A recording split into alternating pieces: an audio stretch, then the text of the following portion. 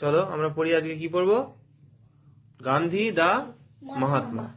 দেখো, one day, একদিন, a little boy visited Mahatma Gandhi.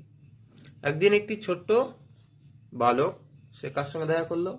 Mahatma গান্ধীর সঙ্গে। গান্ধীজির ড্রেস, গান্ধীজির যে পোশাক, সারপ্রাইজড দা বয়, সেই বালকটিকে অবাক করে দিল, সারপ্রাইজ করে দিল। Such a great man without a shirt, এত মহান একটি ব্যক্তি, তার কোনো জামাই নেই। হি ওয়ান্ডার্ড, সে অবাক হয়ে ভাবতে লাগলো। ঠিক আছে, why don't you wear, wear মানে কি? ওয়্যার মানে পরিধান করা, তাই তো? WEAR, ওয়্যার মানে পরিধান করা, মানে কি? পোশাক পরা, তাই তো? তাহলে such a great man without a shirt তো আগেই বলেছে, এবার বলছে হোয়াই ডোন্ট ইউ ওয়্যার, আপনি কেন পরেন না a shirt Gandhiji? Why don't you wear a shirt Gandhiji, Gandhiji আপনি কেন একটা জামা পরেন না? কে জিজ্ঞাসা করলো কোয়েশ্চেনটা? দ্য লিটল বয় আস্কড, ছোট্ট ছেলেটি সেটা প্রশ্ন করলো। তখন গান্ধীজি তার উত্তরে কি বলছে? বলছে ওয়ার ইজ দ্য মানি সান, বলছে বাছা টাকা কোথায়? গান্ধীজি আস্কড জেন্টলি, গান্ধীজি আবার তাকে জিজ্ঞেস করলো খুব ভদ্রভাবে, নম্রভাবে, এবং তার সঙ্গে গান্ধীজি বলছে আই অ্যাম ভেরি পোর, আমি খুবই গরিব। I can not buy a shirt, আমি তো একটা জামা কেনার টাকা নেই আমার কাছে, কিনতে পারি না। দ্য বয় ফেল্ট পিটি, ছেলেটা একটু করুণা হলো, একটু দুঃখ হলো যে না সত্যি একটু গান্ধীজি এই ধরনের কথাবার্তা বলছে। সেটা শুনে ছেলেটা কি বললো দেখো, বলছে my mother sews very, sorry, my mother sews well, আমার মা, সিউ মানে কি?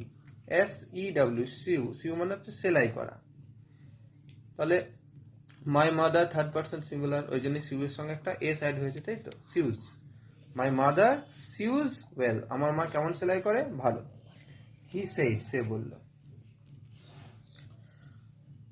She makes all my clothes, সে আমার সমস্ত জামা কাপড় তৈরি করে দেয়। আই উইল আস্ক হার, আমি তাকে বলবো, to sew a shirt for you, আপনার জন্য একটা জামা সেলাই করে দিতে।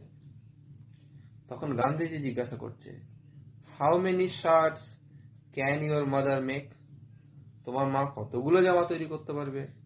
গান্ধীজি আস্কড, গান্ধীজি জিজ্ঞাসা করল।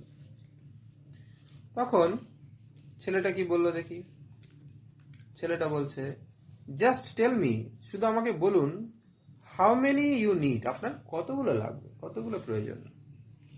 সেইড দ্য বয়, আবার বলছে she will make as many as you want, সে আপনি যতগুলো চাইবেন ততগুলোই তৈরি করে দেবে। Gandhiji thought for a moment, Gandhiji কিছুক্ষণের জন্য চিন্তা ভাবনা করল। দেন হি সেইড, তারপরে তিনি বললেন, I have a very large family son, আমার তো বিশাল বড় একটা পরিবার রয়েছে। I have 40 crore brothers and sisters, আমার 40 কোটি ভাই বোন রয়েছে।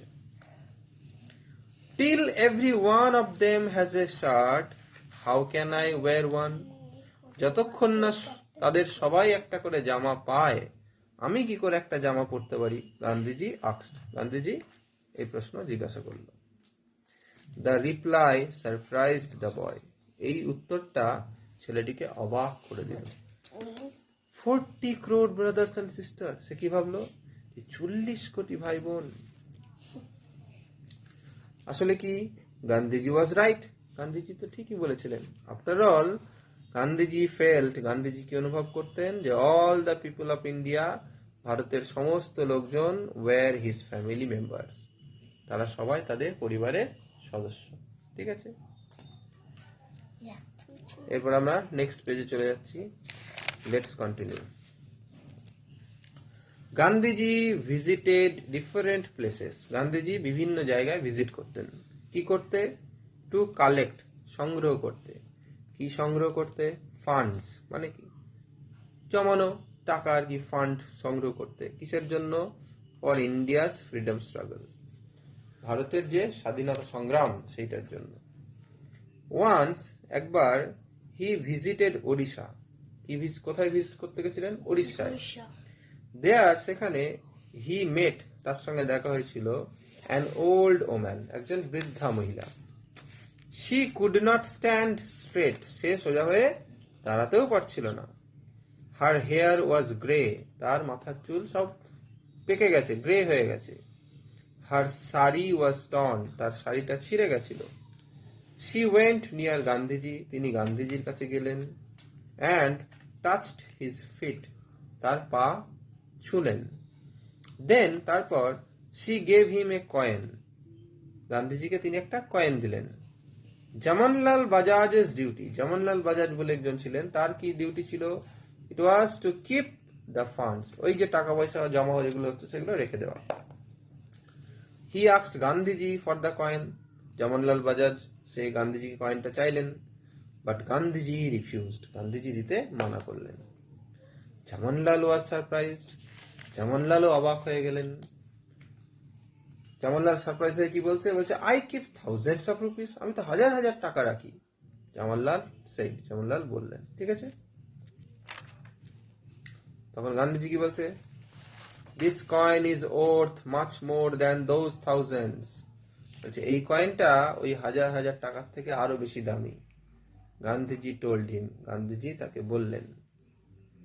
আর কি বললেন? যে if a man has lakhs, যদি কারোর লাখ লাখ টাকা থাকে, he can give a 1000 or 2, সে 2-1000 টাকা দিতেই পারে। But this coin was perhaps all she had, এই কয়েনটা হয়তো তার একমাত্র সম্বল যেটা তার কাছে ছিল। হোয়াট এ গ্রেট স্যাক্রিফাইস, কি মহান একটা ত্যাগ। So I value this coin more than a crore of rupees, তাই জন্যই এই কয়েনটার মূল্য আমার কাছে 1 কোটি টাকার থেকেও বেশি। গান্ধীজি এক্সপ্লেইনড, গান্ধীজি ব্যাখ্যা করে দিলেন। হি kept that coin with him for ever, তিনি এই কয়েনটা তার সঙ্গে সারা জীবনের জন্য রেখে দিয়েছিলেন। Let's continue. Thoughts of love, piece and equality. Thoughts মানে কি? চিন্তা ভাবনা। কিসের চিন্তা ভাবনা? ভালোবাসা, শান্তি এবং সাম্য, equality. Thoughts of love, piece and equality field, পূরণ করেছিল গান্ধীজি's ওয়ার্কস, গান্ধীজির বিভিন্ন রকম কাজগুলিকে। Swami Vivekananda and Rabindranath Tagore also had similar ideas, Swami Vivekananda এবং রবীন্দ্রনাথ টেগোরেরও একই রকম চিন্তা ভাবনা ছিল। স্বামী বিবেকানন্দ ওয়ান্টেড, স্বামী বিবেকানন্দ চেয়েছিলেন, ইউনিটি অ্যামং অল রিলিজিয়ান্স, সমস্ত ধর্মের মধ্যে একটা ইউনিটি মানে একতা। হি স্পোক অ্যাবাউট ইট, তিনি এটা সম্বন্ধে বলেওছিলেন ইন 1893 সালে অ্যাট শিকাগো। কোথায়? শিকাগোতে। রবীন্দ্রনাথ টেগোর স্টার্টেড দ্য রক্ষাবন্ধন, রবীন্দ্রনাথ কি শুরু করেছিলেন? রাখি বন্ধন ইন 1905 সালে। ইট ওয়াজ এ ফেস্টিভ্যাল অফ ব্রাদারহুড, এটা ছিল একটি ভ্রাতৃত্ববোধের ফেস্টিভ্যাল মানে কি উৎসব। অ্যান্ড কমিউনাল হারমোনি, এবং সাম্প্রদায়িক সম্প্রীতি তার উৎসব। দিস থ্রি গ্রেট মেন, এই তিনজন মহান ব্যক্তি হ্যাভ বিকাম ইমমর্টাল, তারা অমর হয়ে রয়েছেন, অমর হয়ে গেছেন। For their thoughts and works, তাদের চিন্তাভাবনা এবং তাদের কাজের জন্য।